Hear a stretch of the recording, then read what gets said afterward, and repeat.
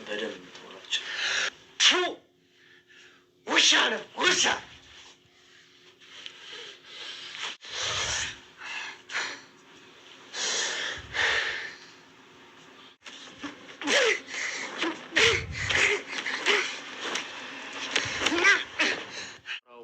ቪዲዮውን ለፖሊሶች ሰጠው ሲለኝ ተናድጄ በቃ ትህትና ያለችበትና አውቃለሁ አልኩት። በቃ ይሄን ትልቅ ስህተት የሰራው ምን ትልቅ ስህተት እንደሰራው አውቃለሁ፣ ግን በወቅቱ በጣም ተበሳጭ ስለነበረ ነው ራሱ በሰራው ስህተት እንዲበሳጭ ብዬ አለን ያልኩት።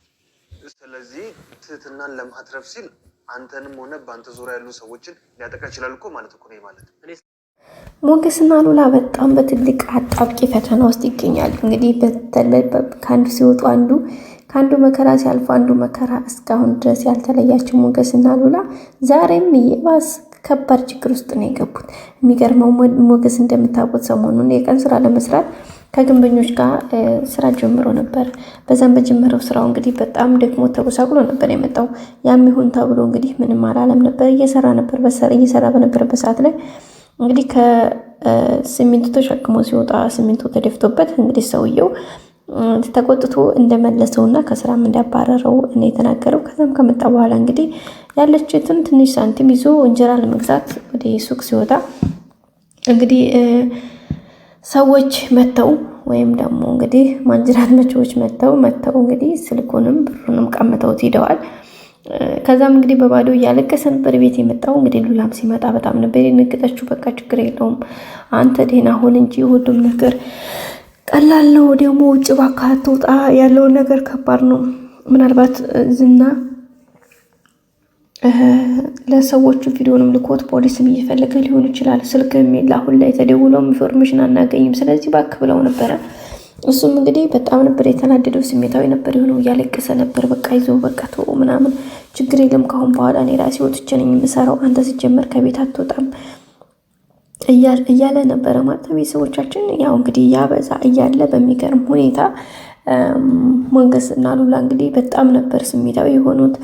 እንግዲህ እኔ ነኝ ወጥቼ የምሰራው ስትለው ሞገስ ደግሞ በጭራሽ አይሆንም፣ አንቺ በጭራሽ ወጥሽ አሰሪም የማይሆን ጉዳይ ነው፣ ጭራሽ የማይታሰብ ነው ነበር ያላት። በዛም እንግዲህ እሷ እንደዛ ስትል የነበረው ነገር ምንድነው ሞገስ በቃ በጭራሽ አንቺንማ ውጭ አስወጥቼ ስራ ከማሰራ ሞት ይሻለኛል እያል ነበር። እኔ ታዲያ ቤት ተቀምጬ ስችኮኛል፣ ሰችቶኛል፣ በቃኝ፣ ከዚህ ውጭ በወጥቼ እየሰራሁ መኖር ይችላል፣ የመጣውም ነገር መቀበል ነው ስትል ነበርና ሞገስ እንግዲህ በዚህ መካከል አቶችም እይሻለሁኝ በቃ ሌላ እቅድ ነው፣ ካለፈ ያልፋል፣ አለበለዚያ ደግሞ በጭራሽ አይሆንም፣ በነፃነት መንቀሳቀስ ከፈለግሽ ደግሞ ሄደሽ ዝና ጋር ምናምን ነበር ያላትና ይሄን ሲላት እንግዲህ በጣም ነው ሞራ ነው የተነካው። ማለት እንዴት እንደዚህ ትላለህ? በእኔ በቃ ማለት በቃ የኔ በችግር አንፏቀኩሽ ምናምን ሲላት አይ በቃ ከእንግዲህ በኋላ እኔ ወጥቼ መስራት ነው የምፈልገው ስትለው ነው እንግዲህ ሞገስ ለምን ከፈለግሽ ከዝና ጋር አትሄጂም ሲላት እንግዲህ በጣም ነው የደነገጠችው፣ ተናደደች ማለት ነው።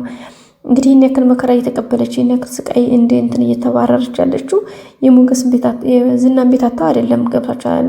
ዝናን ቤት ከ10 ዓመታት በላይ ተቀምጣበታለች። ግን ቤቱ ቤት ስላልሆነላት ምክንያቱም ቤቱ ያ ቤት ሳይሆን እስር ቤት መከራ ስቃይ ስለሆነባት ለዛ ነው እንጂ ሸሽታ መምጣት ስለፈለገች እንጂ እንትን ማለት ፈልጋ አይደለም። እና ሰው በዛ በጣም ነበር የተናደደው ሞገስም እሷም እንግዲህ በጣም ተናዳ በጥፊ ነው የመታችው። በጣም በጥፊ ስመጣው እንግዲህ ከመታችሁ በኋላ በቃ ደነገጠች። በጣም ይቅርታ ምናምን ነበር ያለችውና በቃ ረዳሻለሁ፣ በቃ ይሽሪ ችግር የለውም ማለት እሱም ያው በመጨረሻ እንግዲህ የሆነው ነገር ምንድነው በቃ ችግር የለውም ተባብለው በይቅርታ ተላለፈ። ሞገስ አጋጣሚ ከቤት ወደ ውጭ እየወጣ ነበረ።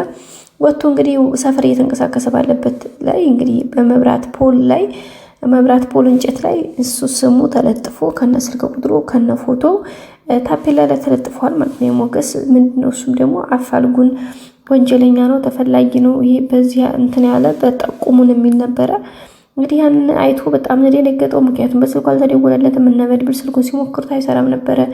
ምክንያቱም ዳጣም ሞክረውለት ስለነበረ በሰዓቱ አይሰራም እና በዛም አማካኝነት እንግዲህ በጣም የደነገጠው ቀጥታ ወደ ቤቱ ነው የተመለሰው። ሌላው እንግዲህ ያጣበቃው ከነዝና ጋር እንግዲህ እንደው ድጋሚ ያው እነሱ እጅ ገብቷል።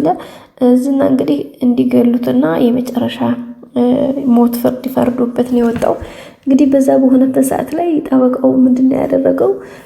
አጋጣሚ የሆነች ስለት እዚህ ከልብሱ ስር ይዞ ነበረና እንግዲህ ያችን እጁን ከኋላ በመፍታት ከዛ በኋላ እንግዲህ ሊገለው የተዘጋጀውን ሰውዬ ወይም ጠባቂውን የዝናን ተላላኪ እንግዲህ በስለት ወቅቶት ነው ቀጥታ ወደ ውጭ ሩጦ ያመለጠው። በእርግጠኝነት እንደሚያመልጥ ተስፋ እናደርጋለን። ያው እንግዲህ ይሄኛው ልጅ እየጮኸ ነበረ ድረሱልኝ ምናምን እያለ ግን በእርግጠኝነት እንደሚያመልጥ ተስፋ አለ። ምክንያቱም አሁን ከተያዘ ኦልሬዲ ይገደላል። ሶ አሁን ማምለጥ አለበት። አምልጦም ደግሞ እንዲሁ ማምለጥ ብቻ ሳይሆን እነ ሞገስና እነ መድብል ይህን ሰውዬ ማየት አለባቸው። በቃ ጠበቃውን ከእነሱ ጋር መገናኘት አለበት። ምክንያቱም ቪዲዮ ቀርጾ እንግዲህ ሞገስን የሚያስፈልገው እሱ ነው፣ ግን ሰውዬው በህይወት አለ።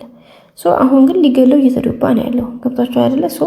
በዚህ ላይ ሞገስ እዚህ ጋር አሁን ታፔላውን አይቶ ሲመለስ ጠበቃው ደግሞ ሲሸሽ በእርግጠኝነት እንደሚገጣጠሙ ተስፋ እናደርጋለን። ያ ከሆነ በጣም ትልቅ ቫሊዩ አለው፣ አድቫንቴጅ አለው። ቢርባቸውም ቢጠማቸውም በችግርም ቢቆራመዱ ነገሮች መስመር ይይዛሉ ማለት ነው። ሌላው ደግሞ መድብልን እንግዲህ ዝና እያስፈልገው ነው። ምክንያቱ ደግሞ ያው ዝና ተናዶ ስለነበረ ሞገስን እያስፈልገው እንደሆነ ሲያውቅ ደውሎ ምን አባክ ብሎት ነበረ እና ምን አባክ ቪዲዮን ባሰጥባት ለቅሻለህ ነበረ ትትና ያለችበትን አውቃለሁ ምናምን ብሎት ነበረ እና በዛም አማካኝነት እንግዲህ ዝና ቆይማ ይሄ ልጅ ዋጋውን ማግኘት አለበት መደብደብ አለበት ብሎ ስላሰበ እያስፈልገው ነው የሚገኘው። እንግዲህ እስካሁን ግን አልተያዘም፣ እግዚአብሔር ይመስገን። በባለፈ ማመልጧቸዋል። አሁን ደግሞ የዝናን ቤተሰቦቹን እያፈላለጉ ነው እነ መድብል ማለት ነው። ያ ማለት እህት እንዳለችው ትትና ማናት ያች ሉላ ነግራናለች እያለ ነበር ብሩክም እና ግዴታ መፈለግ አለብን፣ ምክንያቱም የሆነ መፍትሄ ማግኘት አለብን። እነሱን ልንጎዳቸው ሳይሆን ጀስት እንደ ማስፈራሪያ መጠቀም ስለፈለጉ ይመስለኛል ማለት ነው ቤተሰቦቻችን። ሌላው እንግዲህ ማህሌት ናት። ወይዘሮ ማህሌት እንደሚታውቁት ባለ ሀብቱን እንግዲህ ቪዲዮ ልካለት ይሄ ቪዲዮ ከሚለቀቅልህ 500 ሺህ ብር አምጣ በማለት ነበረ የጠየቀችው። እሱም እንግዲህ ብሩን አስገብቶላታል በአካውንቷ ያለምንም ጥርጥር። ምክንያቱም ያንን ቪዲዮ ለቤተሰብ፣ ለትዳር ህይወቱ፣ ለጓደኛም በቃ አጠቃላይ ለማህበራዊ ህይወቱ ከባድ ስለሆነበት እንግዲህ እሱን ነገር እንትን ብሏል ማለት ነው። ቤተሰቦቻችን በቀጣይ ክፍል ተገናኝ። ሰብስክራይብ፣ ላይክ ማድረግ ረሳ። ውድ ቤተሰቦቻችን እስካሁን አብራችሁ ስለነበራችሁ አመሰግናለሁ። በቀጣይ አዲስ ነገር እስከምንገናኝ ባይ ባይ።